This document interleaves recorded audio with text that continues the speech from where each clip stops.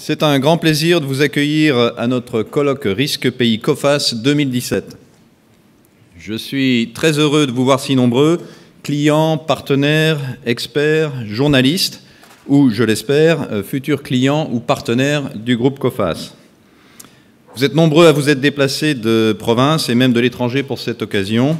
On y est très sensible, mes équipes et moi-même, et nous espérons bien sûr que ce colloque comblera vos attentes. Alors, le colloque Risque Pays, vous en connaissez l'esprit et le principe. Beaucoup d'entre vous y ont déjà assisté. C'est la 21e édition que nous allons tenir aujourd'hui. Il consiste, en chaque début d'année, à prendre du recul sur le monde d'aujourd'hui pour en décrypter, en analyser les principaux enjeux, les grands défis à court et à moyen terme. Alors, pourquoi mettre l'accent chaque année encore sur le risque pays en organisant un événement sur ce thème?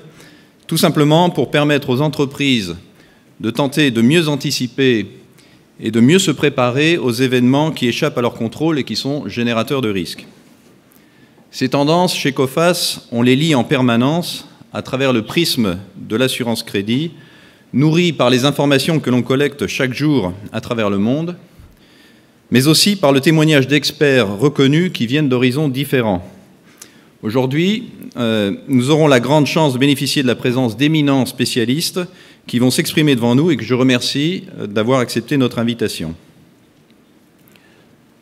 Un des enseignements de l'année 2016 est que cet exercice de prévision et d'anticipation des risques est à la fois encore plus important et encore plus difficile qu'hier. C'est bien un des paradoxes tout à fait étonnants du monde moderne. Jamais nous n'avons disposé d'autant d'informations, aussi complètes, aussi précises, aussi régulières, aussi fraîches. Jamais nos moyens de traitement de cette information n'ont été aussi puissants. Jamais nos outils de modélisation n'ont été aussi sophistiqués.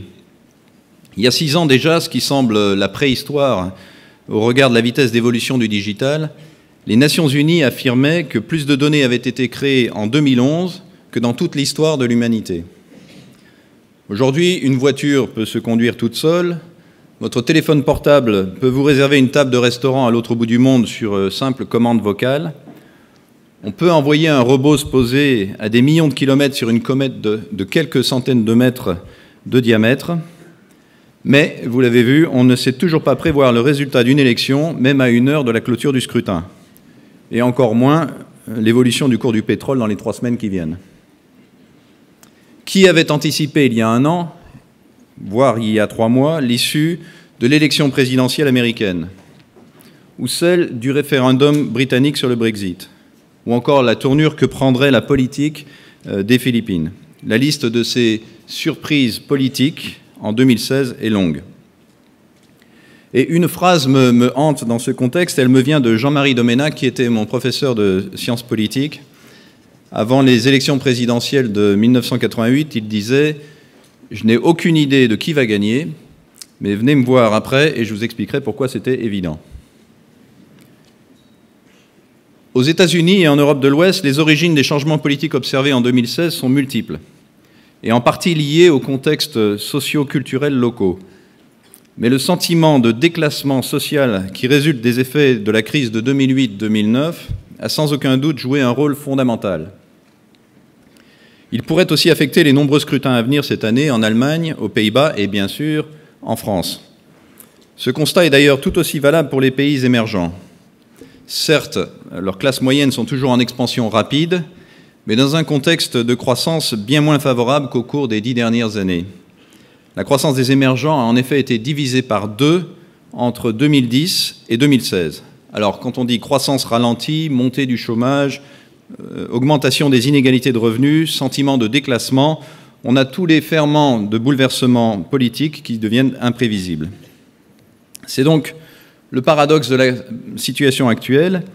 Nous devons faire face à des aléas politiques, économiques et financiers de plus en plus brutaux, bien que nous disposions toujours de plus en plus de données pour les anticiper. Dans cet environnement, la compréhension de masses de données importantes est donc clé, mais l'est tout autant la capacité d'adaptation rapide à des réalités qui changent. Pour moi, cela signifie que les raisons d'être de l'assurance crédit en général et de Coface en particulier, se trouve renforcée.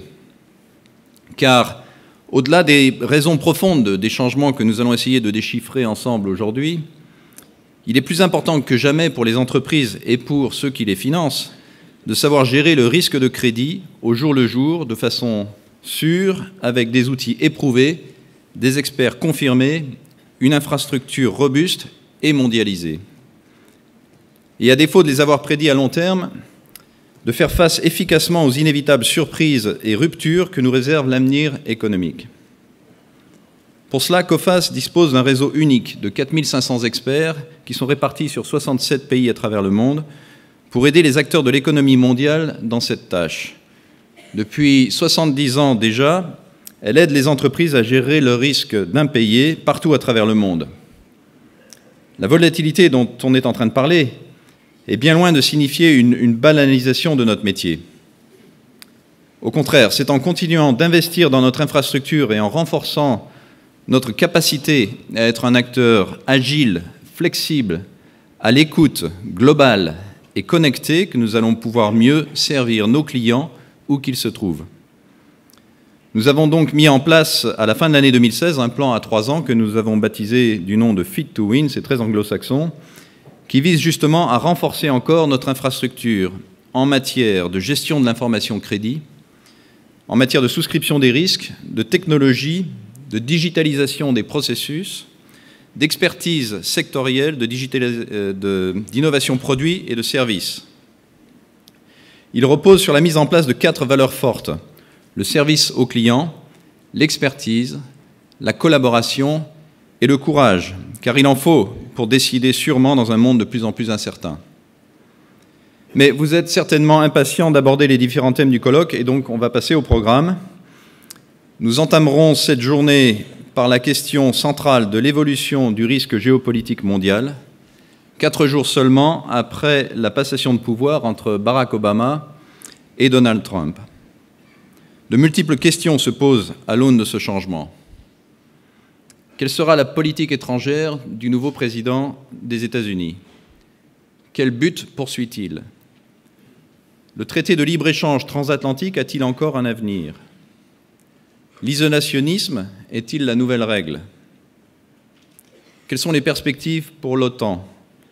Dans quel cas une intervention militaire pourrait-elle être envisagée? La lune de miel entre Donald Trump et la Russie peut-elle durer? Quelles implications pour le conflit avec l'Ukraine? Les États-Unis vont-ils aussi se désengager des conflits au Moyen-Orient? L'élection de Donald Trump marque-t-elle la fin de la politique du pivot des États-Unis en Asie? Et si oui, la Chine va-t-elle profiter du champ libre laissé par les États-Unis?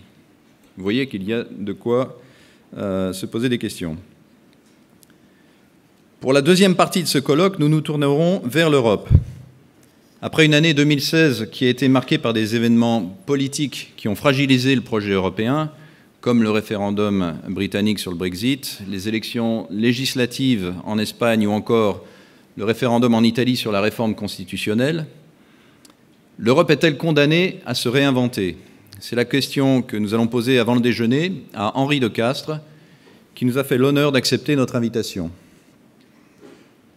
Puis nous étudierons la question des perspectives pour l'Europe centrale et orientale. C'est une question qui nous a été posée à nombreuses reprises en 2016, notamment par nos clients qui sont en recherche de zones de croissance.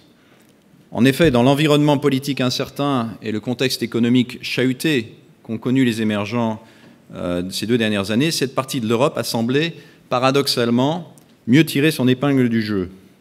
Alors, comment expliquer cette relative résilience? Quels sont les atouts des pays de cette région? Quel secteur d'activité profite le plus de cette dynamique positive? Les politiques controversées de certains des gouvernements vont-elles la remettre en cause? Est-ce que le sentiment anti-européen progresse dans cette partie du monde? Après le déjeuner, nous aurons le plaisir d'accueillir Anne-Sophie Pic, chef cuisinier, maître restaurateur, qui nous fera le privilège de nous dévoiler les secrets de sa réussite à la fois en France et à l'international. Enfin, Plusieurs dirigeants d'entreprises et experts du Moyen-Orient viendront débattre des dynamiques économiques actuelles dans cette région qui est affectée, comme vous le savez, par la baisse des cours du pétrole, de nombreux conflits politiques et de nombreux conflits armés. Ils nous diront s'ils pensent que ces difficultés économiques sont passagères ou sont amenées à durer, et ils nous expliqueront en quoi le choc pétrolier affecte les entreprises, notamment en raison de moindres débouchés ou de difficultés accrues de financement, et enfin si ce ralentissement touche les classes moyennes. Comme vous le voyez, nous avons un programme chargé qui va nous amener aux quatre coins de la planète. Il est donc temps pour moi de céder la place à notre premier grand témoin aujourd'hui. J'ai le plaisir d'accueillir Madame Donna Brazile. Elle a été nommée en juillet dernier présidente par intérim du Comité national démocrate, l'organisme politique qui est chargé de diriger le Parti démocrate américain. Elle a été impliquée dans plusieurs campagnes présidentielles. Elle fut même la première afro-américaine à diriger une grande campagne présidentielle, celle d'Al Gore en l'an 2000. Elle est analyste politique, elle est écrivain, elle a enseigné à Harvard et à l'université de Georgetown. Donc pour son intervention inaugurale, elle tentera de répondre à la question « L'élection de Donald Trump change-t-elle le paysage géopolitique mondial ?» Je vous souhaite à toutes et à tous un excellent colloque COFAS 2017 et je vous remercie d'accueillir Madame Donna Brazile.